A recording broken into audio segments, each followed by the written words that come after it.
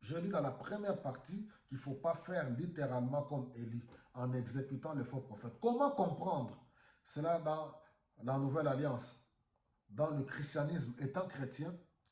C'est que nous devons éliminer l'idolâtrie. Comment interpréter l'idolâtrie? Nous allons lire rapidement un texte dans Colossiens au chapitre 3. Regarde ce que Paul dit au verset 10. Faites donc mourir tout ce qui est terrestre en vous. C'est ça en fait. Dans la Nouvelle Alliance, faites donc mourir tout ce qui est terrestre en vous. On voit ici quoi? L'immoralité, l'impureté, les passions, les mauvais désirs et l'avarice, car c'est de l'idolâtrie. Ce sont de telles fautes qui attirent la colère de Dieu sur ceux qui s'opposent à lui. Donc, par là, nous comprenons que égorger les faux prophètes signifie dans la Nouvelle Alliance, nous qui sommes en Christ, nous devons nous-mêmes dans notre corps, dans nos membres, faire mourir tout ce qui est charnel, se débarrasser. Oui, Paul l'écrit encore dans Éphésiens, au chapitre 4, qu'il nous montre la bonne manière, comment sommes-nous appelés à nous comporter en Jésus-Christ. Je cherche ce passage parce qu'il est important. Les choses de Dieu, ce n'est pas des choses dont on va faire les blablabla. Non, c'est toujours avec référence biblique. Il dit au chapitre 4, au verset, vous pouvez commencer au verset 17, regardez ce qu'il dit au verset 25. C'est pourquoi rejeter le mensonge. Que chacun de vous dise la vérité à son prochain. Et ainsi de suite, il continue, il dit que c'est lui qui volait ne vole plus, mais qu'il travaille avec ses propres mains, honnêtement, pour avoir de quoi aider les pauvres. Qu'aucune parole mauvaise ne sorte de vos bouches, et ainsi de suite. Ce sont toutes ces choses-là que nous devons faire mourir dans nos membres.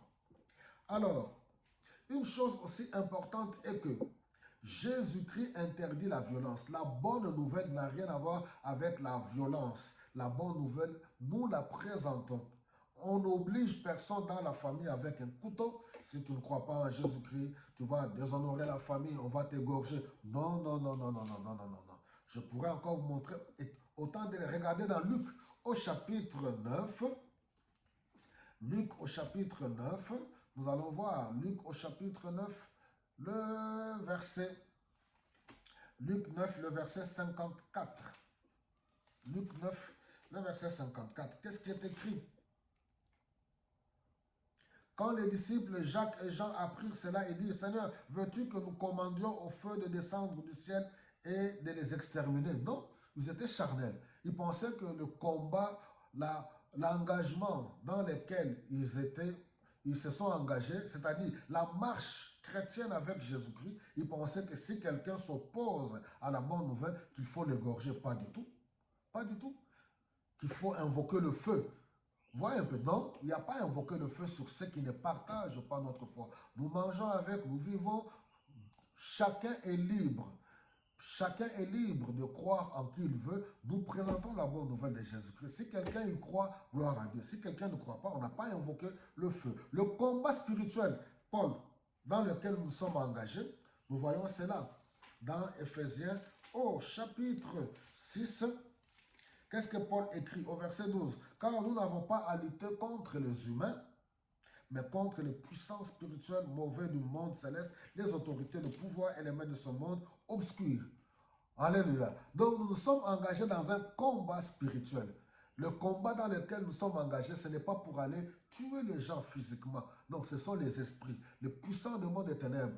Alors il faudra lire Éphésiens chapitre 6. Alors, par l'acte, tout simplement, de Élie, du prophète Élie, il voulait tout simplement révéler le jugement de Dieu et en même temps dénoncer l'idolâtrie, et nous devons renoncer à l'idolâtrie. Dans la nouvelle alliance, en Jésus-Christ, renonce aux œuvres mortes. Tu dois faire mourir toi-même dans la prière. Oui, toi-même tu dois te lever. Si tu es un menteur, abandonner le mensonge. Si tu es un voleur, abandonner le vol. Si tu es... Voilà, chacun par le Saint-Esprit. C'est ainsi que nous pouvons faire mourir dans notre corps, dans nos membres, toutes ces choses qui ne glorifient pas le Seigneur, les choses qui ont pris la place dans notre vie. Que Dieu vous bénisse.